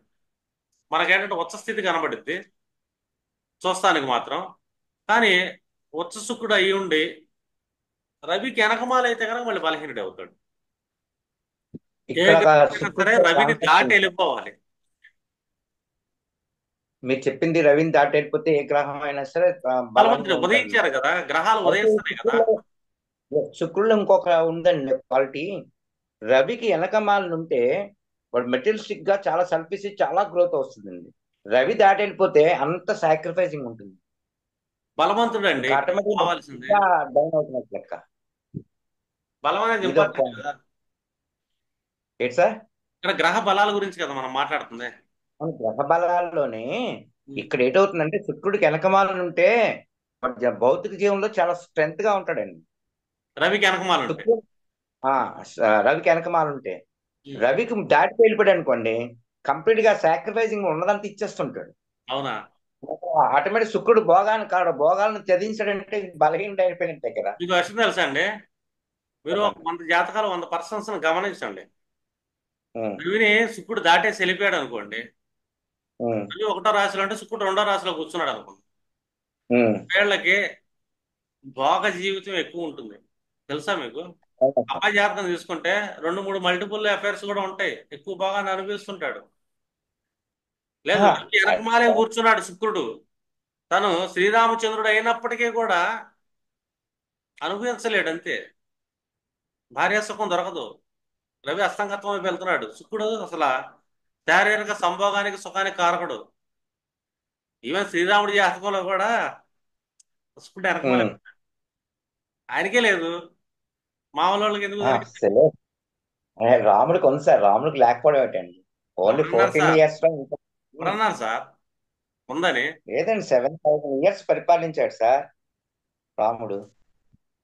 శుక్రుడు దేనికి కారకుడు అండి? దీంట్లో ఎలా ఉందో సంసార జీవితానికి కారకుడు. భోగభాగ్యానికి శుక్రుడు సప్తమాధిపతి కాలచక్రంలో సంసార జీవితానికి శుక్రుడే కారకుడు. అవును ఆ సార్. శుక్రుడు ఎప్పుడైతే వెనకాల రవి వెనకాల ఉన్నాడు, అస్తంగత్వమై ప్రయాణం చేస్తున్నాడు, అస్తంగత్వమై ప్రయాణం చేస్తున్నాడు, పెళ్ళయింది, సంవత్సరం ఉమ్, బాగుంటుంది, 2 ఏళ్ళు బాగుంటుంది, 3 ఏళ్ళు బాగుంటుంది, కానీ శుక్రుడు ప్రయాణం చేస్తున్నాడు, ఎటువైపు వెళ్తున్నాడు? సూర్యుడితో అస్తంగతం అయిపోతున్నాడు. ఉమ్, డే బై డే డే అయిపోతున్నాడు. బై డే ఏమైపోతుంది వాళ్ళ లైఫ్? సంసార జీవితం ఏమి ఉండదు అంతే. ఉహుం. అర్థమైందా? అదే ఓకే. సూర్యుడు దాటి ముందుకెళ్ళాడు, డే బై డే ఉమ్, వెళ్ళిపోతున్నాడు ముందుకి. తన ఉమ్. అస్తంగతికి వెళ్ళటల్లా, కానీ విజృంభిస్తున్నాడు, ఆల్రెడీ ఇక్కడ ప్రభావం అవుతున్నాడు. ఆత్మకార్యకర్తలు పొత్తుకొచ్చుకొని వచ్చేస్తున్నాడు కదా. ఈ కుర్రాడికి రాణే కాదు, మహారాణే కాదు, చాలా మంది రాళ్ళు ఉంటారు అంతఃపురంలో. ఎందుకంటే అతను భోగ జీవి అంటాం. ఒక రకమైన చెప్పాలంటే ఒక మన్మధుడు అని చెప్పొచ్చు. అవును సార్, కరెక్టే, మీరు చెప్పింది కరెక్టే సార్. ఇక్కడ శుక్రుడు ఎప్పుడైతే చూపించండి రవిని అంటాం. దాటి వెళ్ళిపోతున్నాడో, ఆ చెక్ చేయండి రవిని సార్. దాటి వెళ్ళిపోయినప్పుడు ఆ రవి తలకు లక్షణాలని పొందుపరుచుకుని వస్తున్నాడు కదా. రవి రాయల్టీ సోలు ఉంది, రాయల్టీ ఉంటుంది. రాయల్టీ కదను, ఆ రాయల్టీ ఒక పదం ఉంటుంది. సోలుకి కూడా కారకుడు, ఆత్మకి కారకుడు కదా. తన ఆత్మజ్ఞానాన్ని తర్వాత డెవలప్ సంగతి చేసుకుని సార్, వెళ్ళిపోతుంది. శుక్రకారకత్వాలు ఏంటి? మంచి బట్టలు, మంచి బంగారం, మంచి ఆభరణాలు, రత్నాలు. అర్థమైందండి? మృష్టాన్న ఉమ్, భోజనం. ఉమ్, ఓకేనా సార్? అంటే ఉమ్, రకరకాల ఫుడ్స్ తింటాం, టేస్టీ ఫుడ్స్ తింటాం, ఉమ్, చాలా ఉమ్, మంది స్త్రీలతో సరదాగా ఉండటం, ఉమ్, భార్యతో సరదాగా ఉండటం. మీకు అక్కడ దాగేందుకు? భార్యతో ఒక ఫ్రెండ్లీ నేచర్ ఉండి సరదాగా ఉండి ఒక రొమాంటిక్ జోన్ లో ఉన్నాడు అనుకోండి. ఒక శ్రీకృష్ణుడు 80-90 ఏళ్ల వయసులో కూడా ఆయన ఒక రొమాంటిక్ జోన్ పర్సన్ లో ఉన్నాడు. ఏంటంటే శ్రీకృష్ణుడు ఏంటి? సూర్యుడు దాటెళ్ళి శుక్రుడు ఉంటాడు అని. రాముడు ఏంటి? సూర్యుడు వైపు ప్రయాణం చేస్తున్నాడు అని. ఆయన 2-3 ఏళ్ళ జీవితం బాగుంది పెళ్ళైన తర్వాత. అర్థమైందండి? మిగతా ఉమ్. 14 ఏళ్ళ అడవుల్లో భార్య కోసం ఎతకడానికి సరిపోయింది. ఓకే. మీరు రియల్ లైఫ్ మేబీ చెక్ అవ్వచ్చు. చేయండి సార్. ఇక్కడ ఎవరికైనా సరే ఇక్కడున్న జాతకాల్లో సూర్యుడు వైపు ప్రయాణం చేస్తున్నాడు వెనకమాలలో ఉంటే వీళ్ళ జీవితంలో ఎంత ఇబ్బందులు పడుతుంటారు ఈ అన్ని విషయాల్లో, భోగాల విషయంలో అని చెప్పి అడగండి, కనుక్కోండి, మాట్లాడండి. ఎందుకంటే అడగంది అమ్మాయి అన్నం పెట్టదు. మన క్లయింట్స్ దగ్గర నుంచి జ్ఞానం నేర్చుకోవాలి. మన మహర్షి చెప్పాడు ఇక్కడ, సూర్యుని అవును. ముందు భాగంలో అంటే శుక్రుడు బలవంతుడు అని, మహాబలశాలి అని పెట్టాడు. శుభాలను ఇస్తాడు అని. శుక్రుడు ఇచ్చే శుభాలు ఏంటి చెప్పండి? ఇవే కదా. Okay, okay. ఆ అండర్స్టాండ్ శుభాలు వాళ్ళ చేసుకుని లైఫ్ లో ముందుగా. దొరుకుతున్నాయా, దొరకట్లేదా? చెక్ చేయండి అంతే. చెక్ చేసి ఎస్. మీరు కన్ఫర్మేషన్ రండి ప్రాక్టికల్ గా. ఓకే. నేనే చెప్పానని చెప్పేసి మీరు ఇన్ రాసుకునేది కాదు ఒక సబ్జెక్ట్ అనేది. క్లయింట్స్ తో మాట్లాడుతుంటే వాళ్ళ అనుభవాలు పంచుకుంటుంటే అప్పుడు జాతక చక్రంలో గ్రహాలు మీరు చెక్ చేసుకుంటా కన్ఫర్మేషన్ రండి. నేనే చెప్పానని చెప్పి ఇమాజినేషన్ ఉండకూడదు ఇక్కడ ఎప్పుడైనా సరే. లేదండి, నేను పాయింట్ నేను చదివానండి ప్రాక్టికల్ నేను. కావాలి. శుక్రుడు ఏంటి కారకత్వాలు మెయిన్ అది తెలియాలి. శుక్రుడు అంటే భోగి. అర్థమేనండి? శుక్రుడు ఉమ్, కారకత్వాలు రాళ్ళు, రత్నాలు, వేశ్యలు, భోగాలు అన్ని ఇస్తాడు కదా. ఉమ్, అవన్నీ వాళ్ళ లైఫ్ లో ఉండలేదని అడగండి, ఉమ్. తెలిసిపోతుంది కదా. Problem okay. లేదు. సరే. ఓకే. సని. సార్ వావిడి వాదం కూడా ఇదే ఉంది సార్, సేమ్ అంతేను. చూడండి, ఉత్తరకాలామృతంలో ఒకటి ఇచ్చాడు మనకి ఇక్కడ. ద్వాదశ శుక్రుడు శుభుడే అయినప్పటికీ అట్టి ద్వాదశ శుక్రుడు శని వర్గాలలో కానీ శని రాశి అందు కానీ ఉండకూడదు అన్నాడు. శని, శని వర్గాలు శని అంటే వర్గాలు రాహు ఏంటంటే వర్గా చార్ట్స్ లో శని రాశుల్లో ఉండకూడదు అని. అర్థమైందండి? వర్గాలు. అంటే 12వ భావం శుక్రుడికి మకర రంగం కానీ కుంభం కానీ పడకూడదని. 12వ భావం ఇది కాళిదాసు ఉత్తరకాలామృతం గురించి కూడా పెట్టాడు ఇక్కడ మనకి. సరే సార్, శనిలోకి వెళ్దాం కాసేపు. ఎందుకంటే ఈ బలాలు తెలిస్తే మీకు ఏంటంటే మీకు ఒక ఐడియా ఉంటుంది. ఆ శని కారకత్వాల గురించి కానీ ఆ భావ కారకత్వాలు లైఫ్ లో ఎంతవరకు పొందగలుగుతున్నారు, ఎందుకు పొందలేకపోతున్నారు, క్లారిటీ కోసమే. Yeah. ఇంకా శనేశ్వరుడు మనం తీసుకున్నాం అనుకోండి, సొంత రాశులు తులాం, ఉచ్చరాశి, మకర కుంభాలు, కళత్రస్థానం అంటే ఎప్పుడైనా శని సప్తమ దిగ్బలవంతుడు అంటాం. ఓకే. ఇంకా దక్షిణాయనం, అర్థమైందండి? శని బలవంతుడే. ఇంకా సొంత ద్రేకాణం, సొంత వారం, సొంత దశలో కూడా అతను బలవంతుడే అని రాసి అంత్య భాగాల్లో ఇచ్చాడు శనికి. అంటే మనకి శని ఎప్పుడైనా సరే వాళ్ళ జాతకంలో మహాబలవంతుడే కాదంటే రాశి 20 డిగ్రీల తర్వాత అతను సంచారం చేస్తున్నాడు జన్మ జాతకంలో బలవంతుడు అని. చూడండి, ఎప్పుడైనా సరే శని ఇచ్చే ఫలితాలు గోచారాల్లో అయినా సరే మనం చెక్ చేసుకుంటే అతను 20 డిగ్రీల తర్వాత గోచారంలో సంచారం చేస్తున్నప్పుడు ఇచ్చే పీడ కానీ లేకపోతే భోగం కానీ ఎక్కువ ఉంటుంది. ఫస్ట్ 10 డిగ్రీలు, సెకండ్ 10 డిగ్రీలు, 20 డిగ్రీలు దాటిన తర్వాత శని తన ఎక్కువ ప్రభావాన్ని చూపిస్తున్నాడు అని.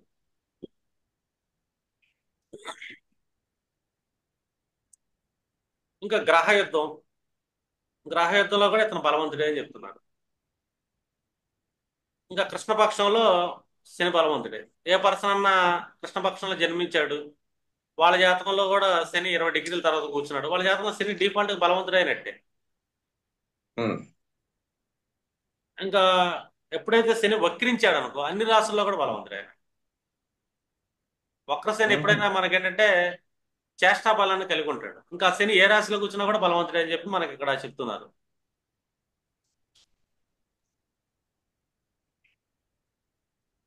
ఇంకా మనకి ఇక్కడ లాస్ట్ ఇచ్చింది ఏంటంటే రాహు.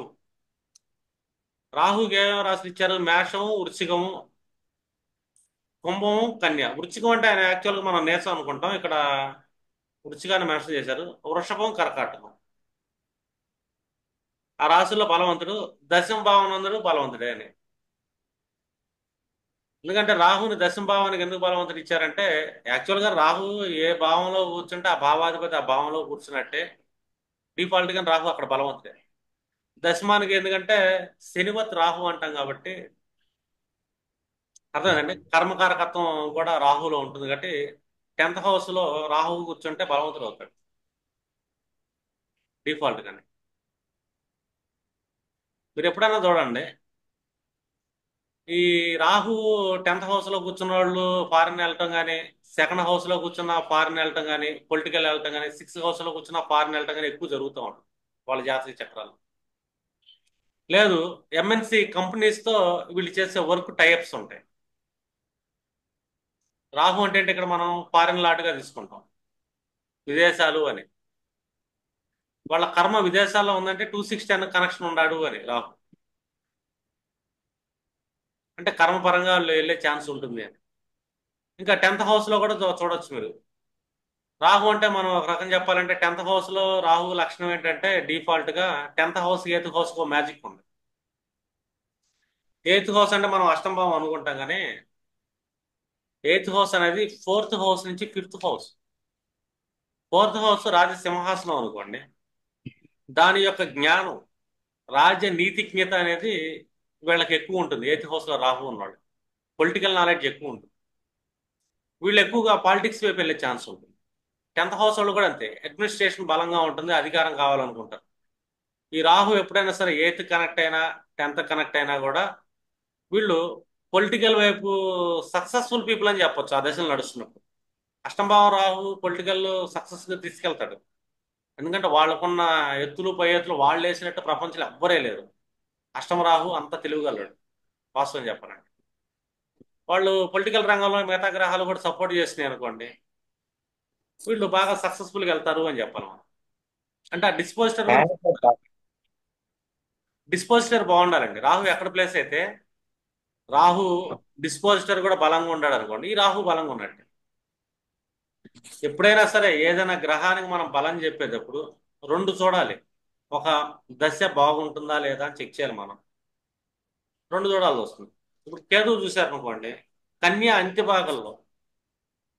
ఈ గ్రహాలు అంత్య భాగాలు అంటే గుర్తుపెట్టుకోండి, ఇవి రివర్స్ లో తిరుగుతాయి కదా, అప్పుడు రాశి మొదటి భాగాలు అవుతాయి కదా.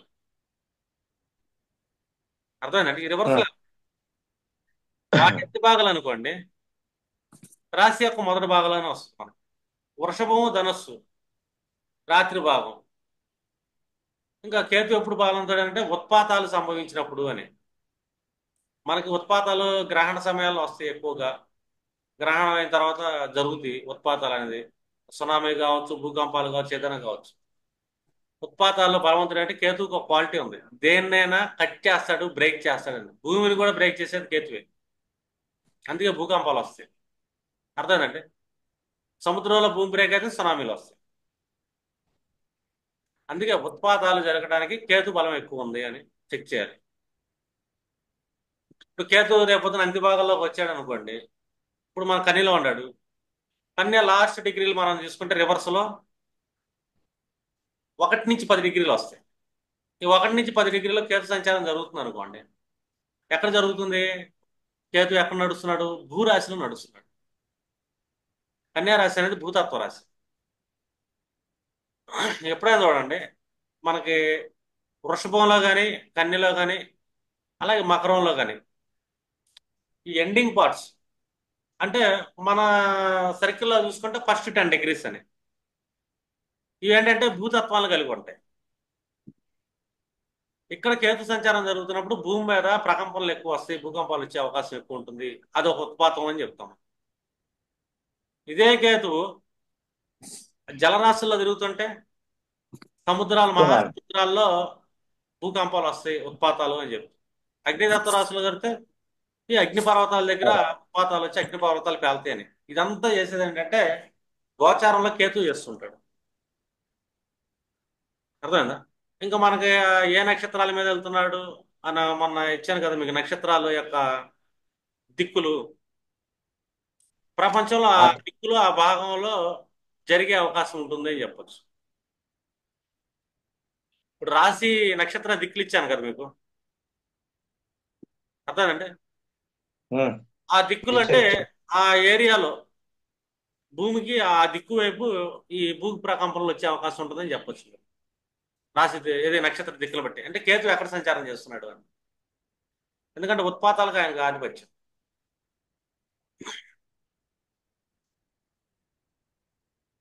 వాయుతత్వాలు అయితే ఫ్లైట్ క్లాసెస్ అవన్నీ వచ్చే అవకాశం ఉందండి. అవి దానికి కేతువుకు సంబంధం లేదు. అవన్నీ రాహు చేస్తాడు. రాహు చేస్తాడు. కేతు జస్ట్ బ్రేకర్ మాత్రమే. అతను ప్రకృతిని అంటిపెట్టుకొని ఉంటాడు.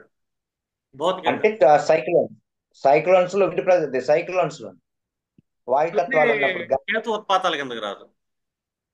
అవన్నీ రాహు మాయ అని చెప్పాను కదా. అవునవును. రాహు ఏం చేస్తాడండి, ఆయన ఒక వాయువు, ఆయన ఒక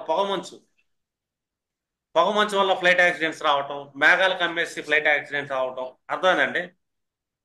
ఇలా టోర్నడోస్ రావటం, ఇవన్నీ రాహు మాయలో ఉంటాయి. కేతు జస్ట్ ఏంటంటే దేన్నైనా బ్రేక్ చేస్తాడు. అగ్నిపర్వతాన్ని బ్రేక్ చేస్తాడు, సముద్రంలో భూమిని బ్రేక్ చేస్తాడు, భూమండలం పైన ఉన్న భూమిని బ్రేక్ చేస్తాడు. బ్రేక్ చేయటం ఆయన పని. దానివల్ల వచ్చే ఉత్పాతాలు అవి 3 రకాలు వస్తాయి మనకి. ఎప్పుడైనా సరే ఒకటి గుర్తుపెట్టుకోండి, రాహు అనే కాదు, కేతు అనే కాదు, ఏ గ్రహం అయినా సరే వీటి యొక్క బలాలు మనం మాట్లాడుకున్నాం కదా, బలాలను బట్టి మనం ఒక ప్రిడిక్షన్ చేయాలి. 2 దశా విధానం చెక్ చేసుకున్నప్పుడు సిచ్యువేషన్ చెక్ చేసుకుంటాం కదా. ఇప్పుడు నాకు ఈ మహాదశ బాగుంటుందా అని అనుకున్నారు. మహాదశ బాగుంటుందా అనుకుంటే ఒక రాహు మహాదశ బాగుంటుందా అనుకున్నాం. రాహు మహాదశ అనగానే మనం రెండింటిని తీసుకుంటాం. రాహు మహాదశ అనగా ఏ దశ అయినా రెండింటిని తీసుకోవాలి. ఫస్ట్ ఆ దశ బాగుండాలంటే ఆ గ్రహం ఏ రాశిలో ప్లేస్ అయింది, ముందు దాని బలం ఏంటని చెక్ చేయాలి. రెండోది, ఆ గ్రహం మీద ఎక్కువ గ్రహాలు అష్టమ దృష్టి కానీ, అర్థమేనండి, సప్తమ దృష్టి కానీ వస్తే ఆ గ్రహం బలహీనం అవుతుంది. అప్పుడు ఆ గ్రహం పెద్దగా దశని ఇవ్వలేదు, చెడిచ్చే అవకాశం ఉంటుంది.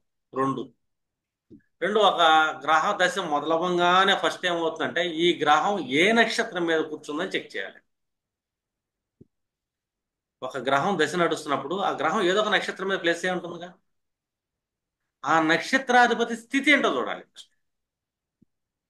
ఇప్పుడు ఆ నక్షత్రాధిపతి సరైన స్థానంలో ప్లేస్ అవ్వలేదు, చెడు స్థానాల్లో ప్లేస్ చేయాలనుకుంటే ఈ దశ స్టార్టింగ్ ఎప్పుడైనా సరే ఏ గ్రహ దశ అయినా సరే ఫస్ట్ ఇచ్చే రిజల్ట్ ఏంటంటే తన కారకత్వాలను ఇవ్వడానికి స్టార్ట్ చేసింది.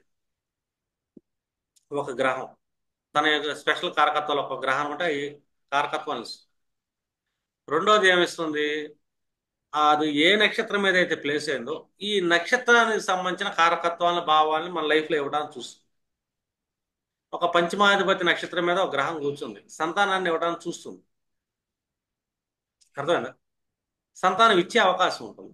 కానీ ఈ సంతానం సక్రమంగా వస్తుందా లేదా అనేది ఆ నక్షత్రాధిపతి ప్లేస్మెంట్ మీద డిసైడ్ అయ్యింది.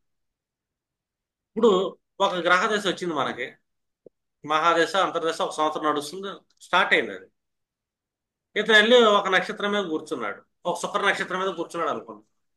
ఈ శుక్రుడు పంచమాధిపతి అయ్యాడు వాళ్ళ జాతకానికి.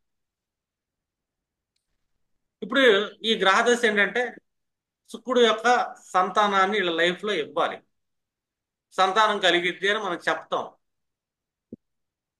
మనకు ఒక ధైర్యం వస్తుంది. పంచమాధిపతి మీద కూర్చున్నాడు కాబట్టి ఈ దశ నడుస్తుంది కాబట్టి పంచమాధిపతి క్వాలిటీని ఇస్తుంది, సంతానం జరిగే అవకాశం ఉంటుంది.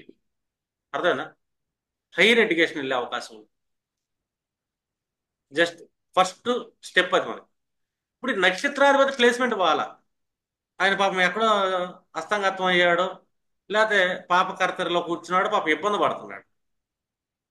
ఇప్పుడు సంతానం ఇచ్చే అవకాశం ఉంటుంది, ఈ సంతానం మిస్క్యారేజ్ అయ్యే ఛాన్స్ ఉంటుందని కూడా కొంచెం చూపిస్తుంది. లేకపోతే ఎడ్యుకేషన్ లో డిస్టర్బెన్స్ వచ్చే ఛాన్స్ అని చూపిస్తాం పంచమ భావంలో, హైయర్ ఎడ్యుకేషన్. ఇప్పుడు ఇదే గ్రహం మీద కొన్ని గ్రహాలు అశుభ దృష్టి ఇచ్చింది, అష్టమ దృష్టిగా సప్తమ దృష్టిగా ఇచ్చింది. ఇప్పుడు ఈ భావం ఉద్భవించిద్ది చెడిపోయిద్ది అని చెప్పాలి. అంటే మిస్క్యారేజెస్ అయ్యే ఛాన్స్ ఎక్కువ ఉంది ఈ దశలో అని చెప్పాలి. ఎందుకంటే ఆ డిస్పోజిటర్ చెడిపోయారుగా నక్షత్రాధిపతి. ఇప్పుడు ఇతను కూర్చున్నాడు, ఒక రాశిలో కూర్చున్నాడు. డిస్పోజిటర్ ఇన్ కేసు పదోభావంలో కూర్చున్నాడు అనుకోండి, నక్షత్రాధిపతి వెళ్ళి ఒక రాహు మహాదశ నడుస్తుంది, శుక్రుడు అయ్యాడు, ఈసారి అతను పదోభావాధిపతి అయ్యాడు. పంచమాధిపతి పదోభావంలో కూర్చున్నాడు. పదోభావం అంటే ఇక్కడ వృత్తి ఉద్యోగాల్లో నేమ్ అండ్ ఫేమ్. పంచమాధిపతి కూడా అవుతున్నాడు. తన ఆలోచన విధానం వల్ల తన నేమ్ అండ్ ఫేమ్ కోల్పోయే అవకాశం ఉంటుందని చెప్పచ్చు. వాటికి కర్తరీ బ్యాడ్ పడింది కదా, అంటే దశమానికి సంబంధించిన డ్యామేజ్ కూడా చెప్పచ్చు. లేదు, ఒక గ్రహం రాహు నడుస్తున్నాడు, పంచమాధిపతి మీద కూర్చున్నాడు, పంచమాధిపతి అయిన నక్షత్రం మీద కూర్చున్నాడు, శుక్ర నక్షత్రం మీద కూర్చొని అతను పంచమాధిపతి అయ్యాడు. రాహు ఏ భరణి మీద పొబ్బ మీద కూర్చున్నాడు, పూర్వాషం మీద కూర్చున్నాడు, రాహు మహాదశ వచ్చింది. ఈ రాహు వాళ్ళ లగ్నాత్తు పంచమాధిపతి అయ్యాడు. వీళ్ళకి ఒక పూర్వపుణ్యం అనేది యాక్టివేట్ చేస్తాడు ఫస్ట్. అది మంచిగా చేయడం తర్వాత సంగతి. పూర్వపుణ్యం యాక్టివేట్ అయింది, పంచమాధిపతి అండి. ఇప్పుడు ఆ శుక్రుడు 10th హౌస్లో కూర్చున్నాడు, 4-5 గ్రహాలు అష్టమ దృష్టి ఇవ్వటం కానీ పాపకర్తగా ఇచ్చినాయి అనుకోండి, ఇమీడియట్లీ అంటే అతను పూర్వజన్మలో చేసిన పాపకర్మ వల్ల ఈ ఈ జన్మలో అవమానాలు పాలవటం, ఉన్న ఉద్యోగాలు కోల్పోవటం జరిగిద్ది అని చెప్పాలి ఈ రాహు పీరియడ్లో. అర్థమేనా? లేదు, ఇదే 10th హౌస్లో కూర్చున్నాడు, ఇదే రాహు దశ వచ్చింది, ఈసారి ఆ శుక్రుడికి శుభకర్తరి పట్టడం కానీ గ్రహాలు మిగతా 4-5 గ్రహాలు పంచమనవ దృష్టిలు ఇస్తున్నాయి ఆ శుక్రుడి మీద.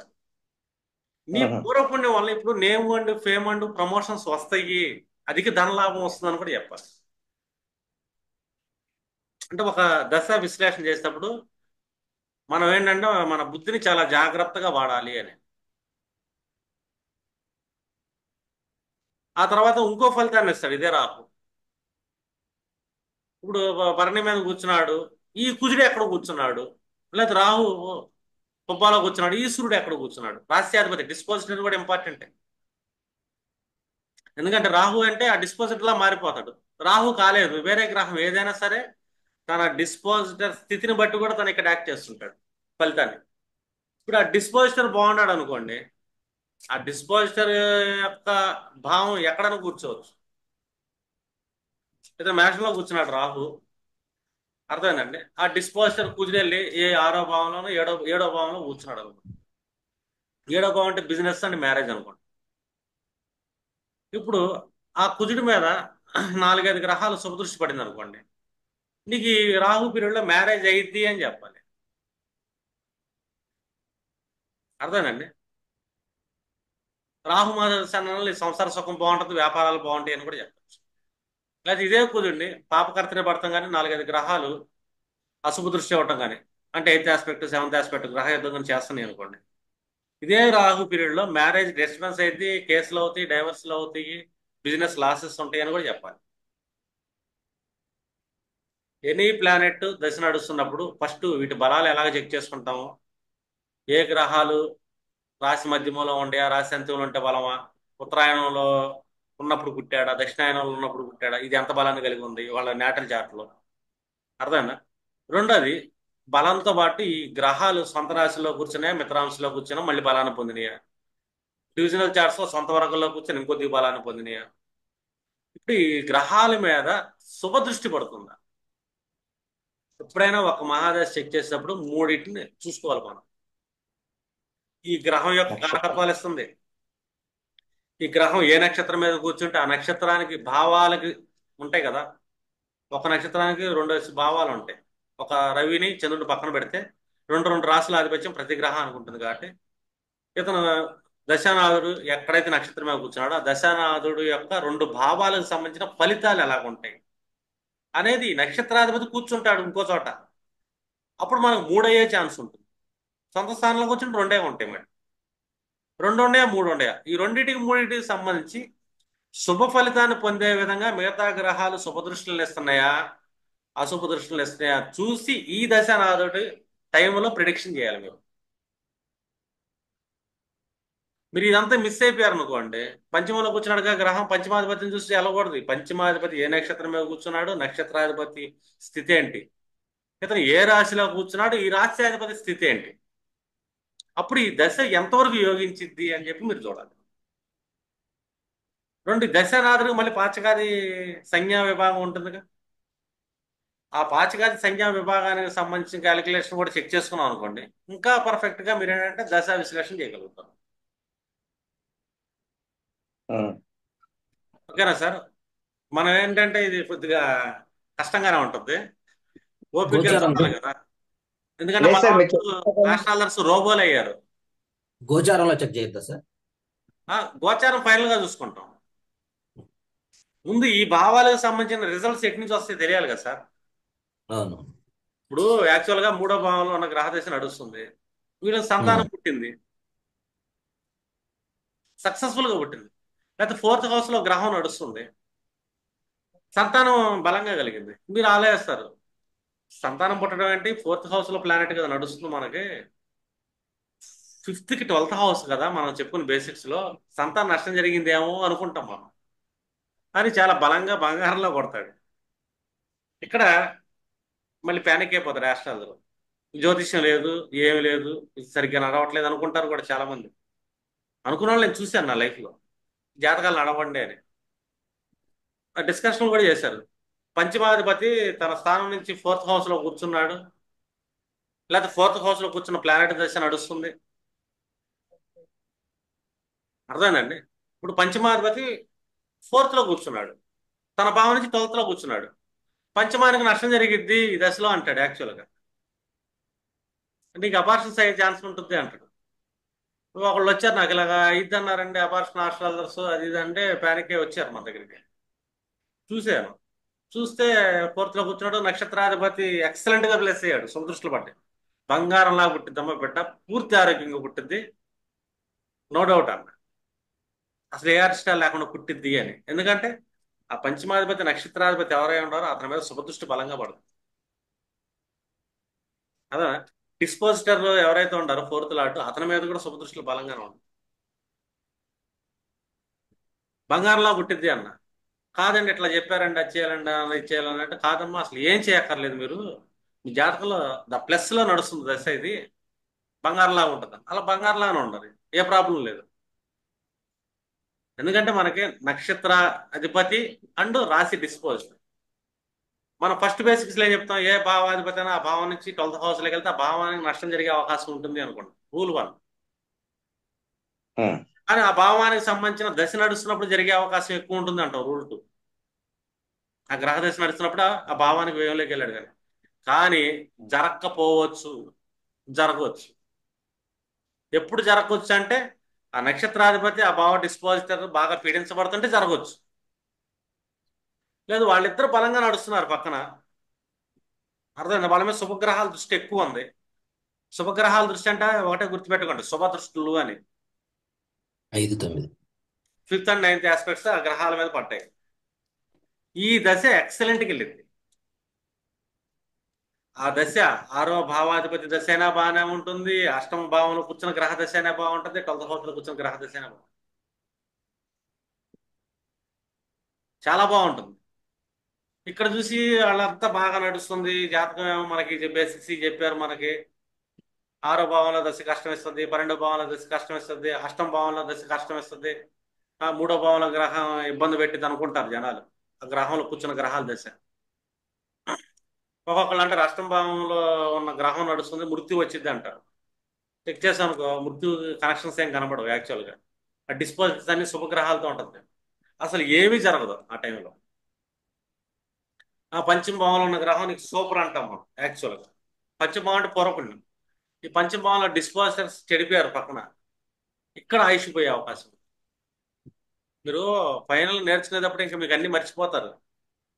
అర్థం ఒక దశను చూసేటప్పుడు ఇది పంచమ భావంలో ఉందా, 9th హౌస్ లో ఉన్న దశ శుభం కలిగితే ఎలాగ ఉండవు మీకు ప్రిడిక్షన్స్. 9th హౌస్ లో ఎట్లనే పడతాయి. నడుస్తున్నా కూడా డ్యామేజ్ జరగవచ్చు. పంచమంలో కూర్చున్న దశకు కూడా డ్యామేజ్ జరగవచ్చు. అష్టమ భావంలో కూర్చున్న దశ అద్భుతమైన యోగాన్ని ఇస్తుంది. ఇదంతా ఎక్కడ ఇస్తుంది అంటే ఆ నక్షత్రాధిపతి ఆ డిస్పోజిటర్ శుభ దృష్టిలో గెలిపోయి ఉంటారు. వాళ్ళకి పాచిక స్థానంలో శుభగ్రహాలు పడి ఉంటాయి. మళ్ళీ వాళ్ళకి కూడా ఇంత చెక్ చేస్తే మీరు అప్పుడు ఎక్సలెంట్ గా చెప్తారు prediction. ఓకేనండి. దీనికి తర్వాత దశా విధానంలో ఇంకొద్దిగా డీప్గా చెప్తారు. ఇంక చాలా ఉండే దశా విధానంలో మనం చూడాల్సినవి. ఇది జస్ట్ ఏంటంటే గ్రహ బలాలు చెక్ చేసుకున్నప్పుడు దశా విధానానికి ఎలా చూసుకోవాలి. ఒక ఓకే. Doubt sir. ఎలా తీసుకోవాలి సార్?